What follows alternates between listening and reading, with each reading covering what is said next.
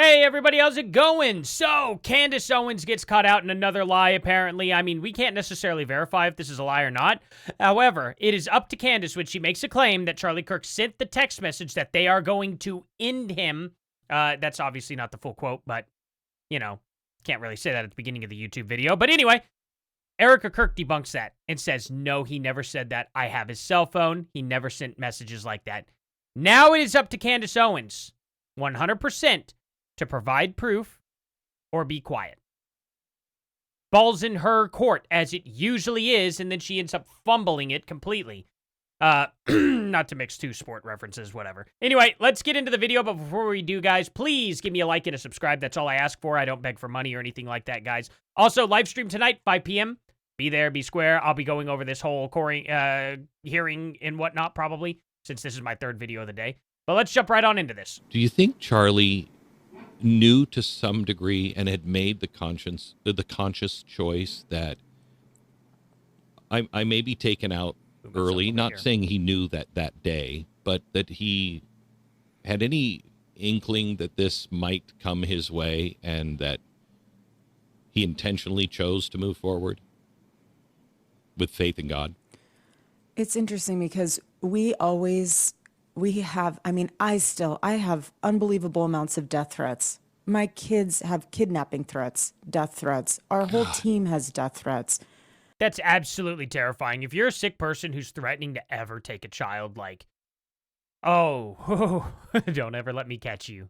Don't ever let me catch you. Especially if somebody were to do that to my kids, you better hope and pray that you don't ever actually make some sort of attempt, because I am on my kids always. I always have them in my field of view. Never a good idea to make such a dumb threat like that, especially when I'm carrying, and I really hope Erika herself is carrying as well. We knew that there was always going to be a threat, but Charlie and I we promised each other we would never live in fear. And he would say, if they're going to get me, they're going to get me.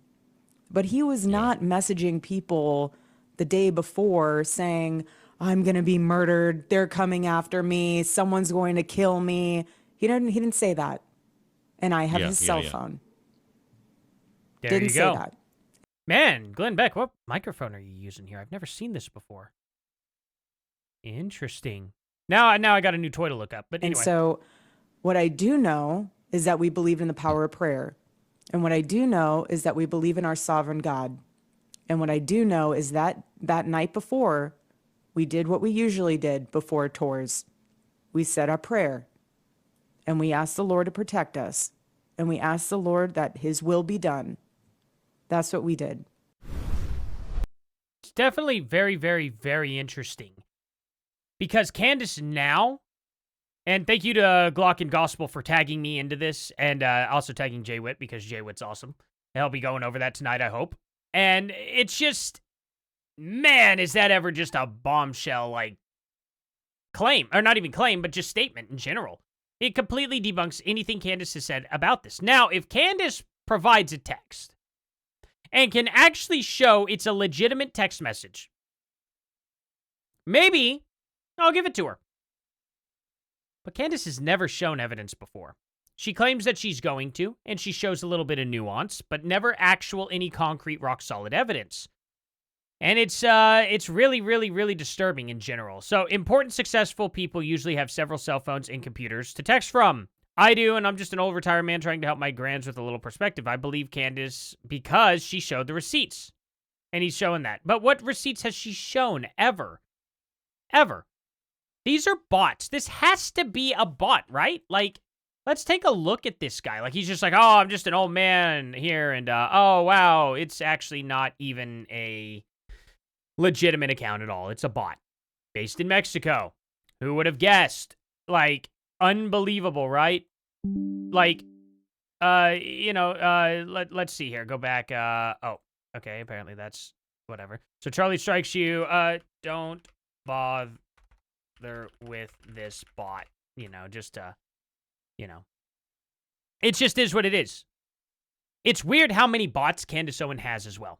I could just instantly see him and be like, that's got to be a bot. Defending Candace Owens, whenever this right here on this video when she's like, I have a cell phone, no messages like that exist. Oh, I just believe Candace because she shows the receipts. Turns out it's a bot in Mexico. Isn't that just amazing how that ends up working out, guys? Every single time. But she responds, so Charlie strikes you as the kind of man who has a secret life and secret cell phones he had from his wife, really? I mean, how many people also pointed out that this was a bot, you know? Nobody said secret. Busy people need tech. I have a Mexican cell and a USA. Oh, okay. And he's going to come out and be like, oh, well, I have a Mexican cell phone. Yeah, how'd you get a hold of that, you know? Like, it's just profoundly stupid. I believe Candace, even though she doesn't show anything at all, you know? Anyway, let's look at this. So then they said, introducing the Arizonan Israel Public Affairs Committee happened to welcome Yair Netanyahu to State 48. Okay. And that's just their argument. They're like, oh, look over here. Jews. And it's like, oh, all right. Okay. That's wild how that works, you know? Don't actually confront at all with what was said. Don't confront that. No, not at all. Bring up other crap, you know? Candace Owens says Batboy murdered. Yeah, probably. That's funny. Let's see here. I guess he should have been more careful. Hey, Jews, is this why? And then they bring up another thing about Israel, even though, no, this right here was taken out of context, as I showed before. I showed the full video, you know? This was him questioning what happened on the day of October 7th. It's completely and totally taken out of context. He goes, I think that there was a spy or somebody on the inside. He's like, there could be a bad actor inside the government of Israel that tricked Netanyahu and all of them, was the angle he came from. But they're not going to play that part because that would make Charlie look like a Zionist, and they don't want that. They want Charlie to look like he was going away from Israel. It's kind of wild, you know? This guy says, I'm not going to name names, but I was told by someone close to Charlie Kirk that Charlie thinks Israel will end him if he turns against them. Thing about it is he never did turn against them, though. Kind of weird, so why would they take him out? And then this guy's like, yeah, that's not what Tyler Bauer said. Oh, really? Okay. Do you know how many times we discussed the threats that were out there? I probably have seen hundreds of significant threats, and we regularly discuss the belief that the deep state and radical regimes were after him. I've been asked 0 questions directly by anyone. I've seen plenty of people make a whole lot of stuff up for clicks. That's been interesting, hence why I'm thrilled. No, okay. Here's the thing. Deep state and the left, they always make death threats. Not necessarily deep state, but the left has always made death threats. He was aware of that, and that's what Erika just said. They get threats all the time, kidnapping threats and everything. Yeah, he would have been aware of that. He would have absolutely been aware of that. It's a completely ridiculous argument. You know, Charlie hasn't been buried in 3 months, and Erika's mad at Candace, not the guy who took his life. I'm sorry, nothing makes sense anymore. That's not even close to true. Who told you Erika wasn't mad at the man who took her husband? Like, you guys apparently don't know what forgiveness is and have never cracked open the Bible. Ever. It's not that she actually genuinely, like, 100% forgives him and is like, oh, I would be his best friend right now. That's not what it is. She forgives him for he knows not what he had done. That's the point.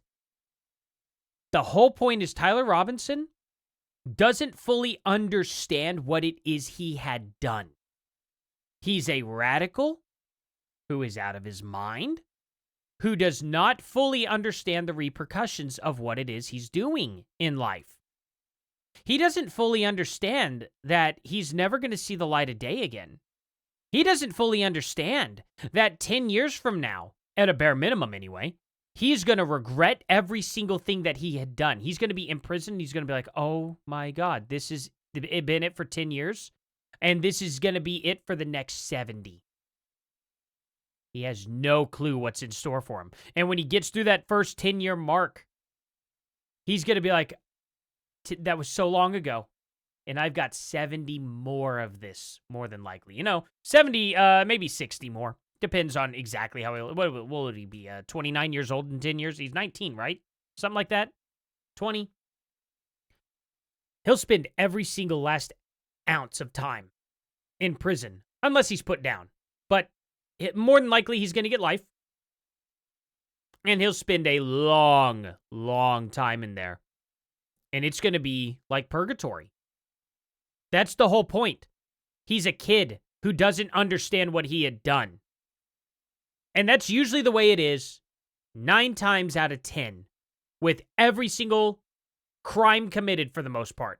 They don't fully understand the repercussions of what they have done. And the thing about it is the Bible talks about this stuff.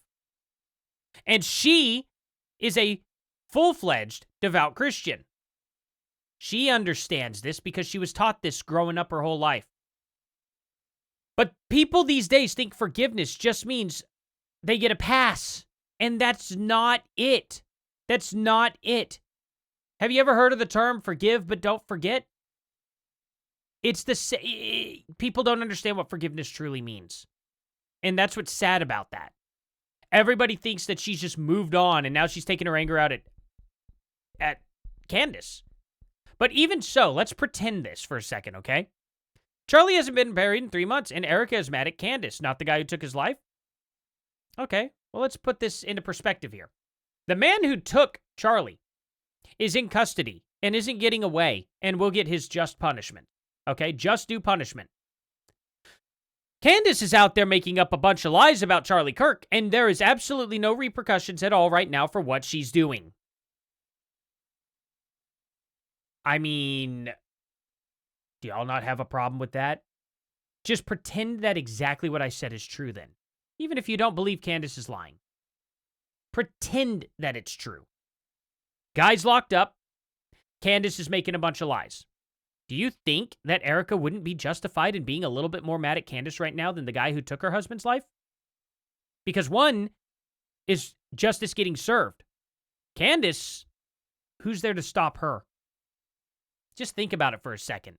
Maybe use a little bit of logic before you post this stuff, guys. Charlie's legacy, Candace Owens, exactly. You know, perhaps Charlie didn't want his Mossad honey trap wife seeing that he was worried about Mossad ending him. Okay, guys, I get it. He had a second cell phone somewhere. Can somebody show me proof? Can somebody show me proof? Okay, Charlie used Signal and disappearing messages every day. Every day. Okay, so then there's no proof that he had said it. So now we just go off of that.